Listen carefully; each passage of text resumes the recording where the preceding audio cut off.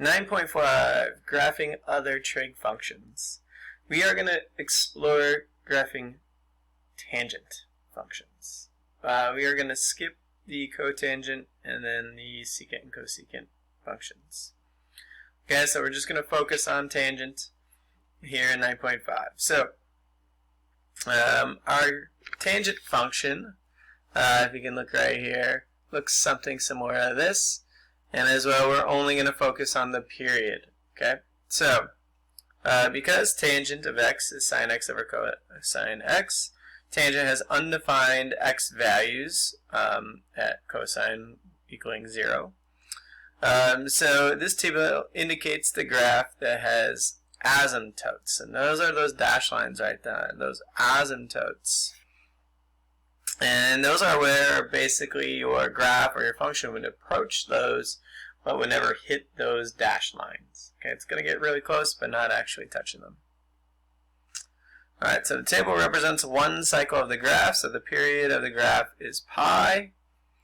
And then this is similar cotangent, but we're not going to worry about that one.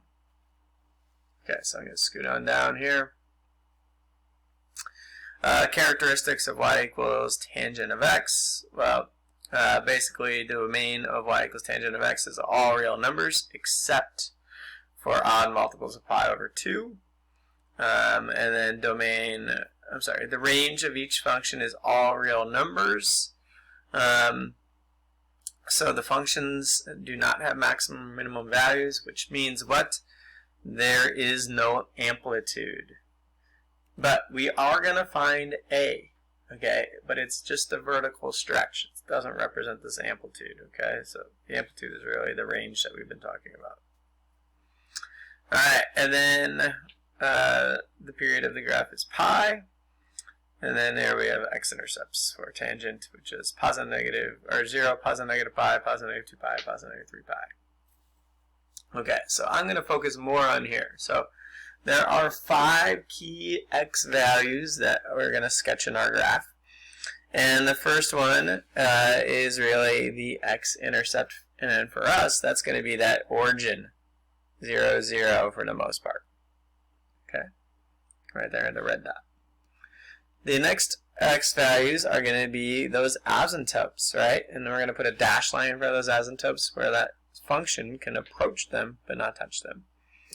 And then we have this halfway between the x-intercepts of those asymptotes, and those are our points what we're going to plot. Okay, also I want you to notice that it's more vertical, right?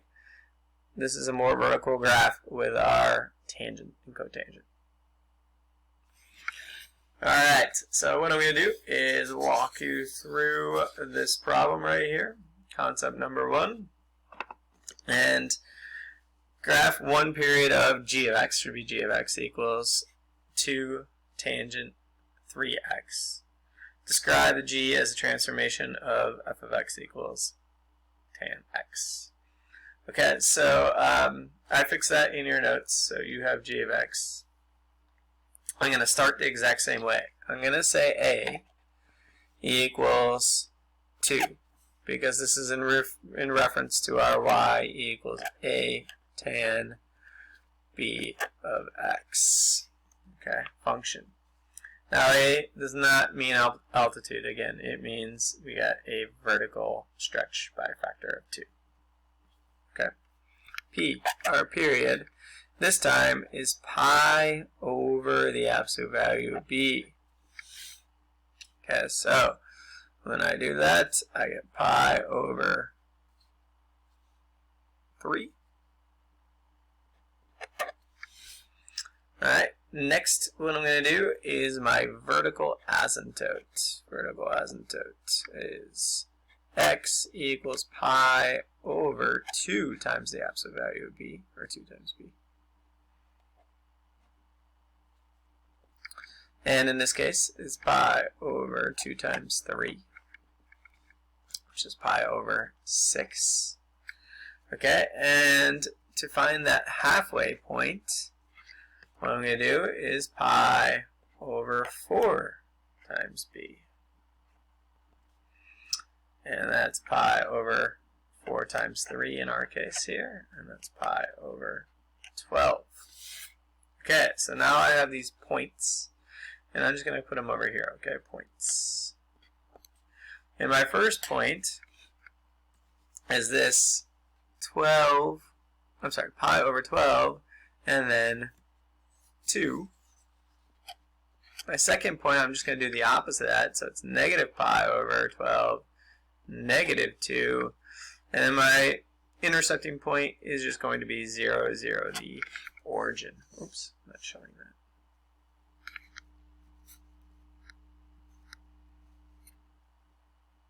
Okay, so I'm taking positive value of HPA. Let me write that here.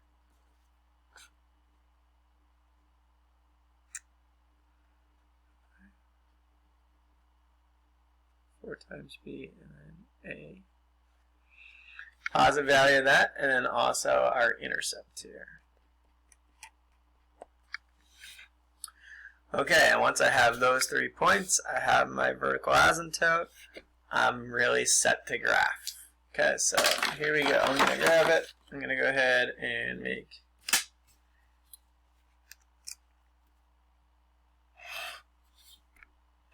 x-axis.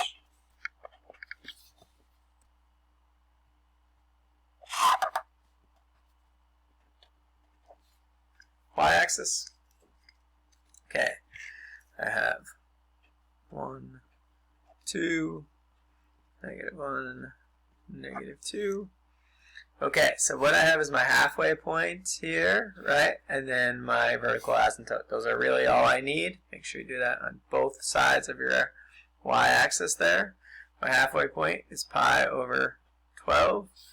My vertical asymptote, pi over 6. And then the opposite on the other side.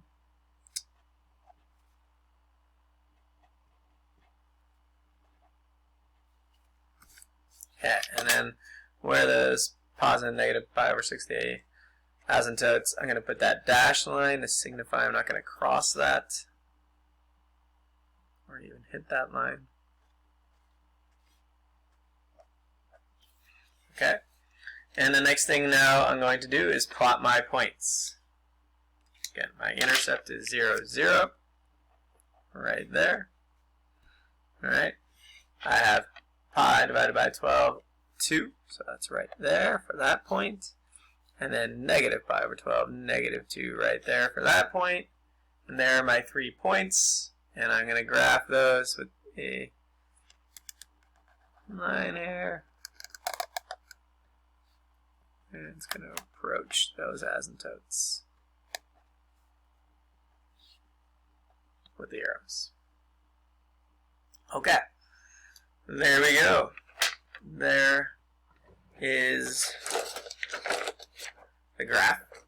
The next part actually is describe the transformation.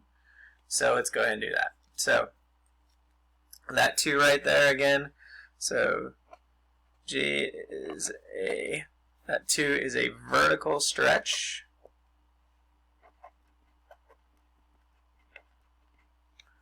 By a factor of 2.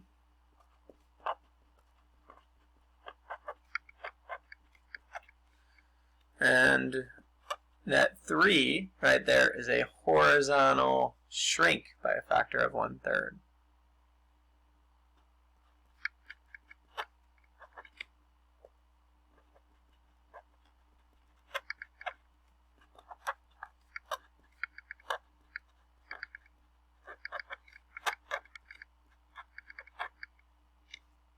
Of our parent function of f.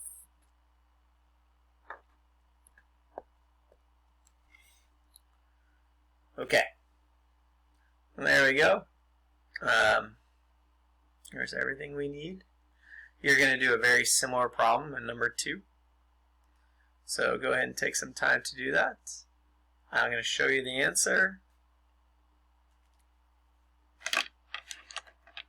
Please pause now. Work on that problem. I'm going to show the answer.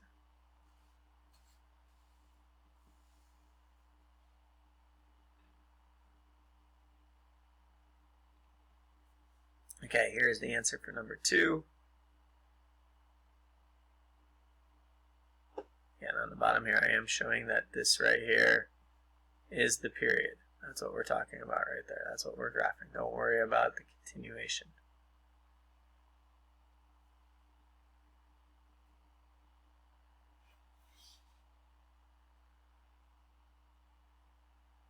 Alright, hope that makes sense. That is it.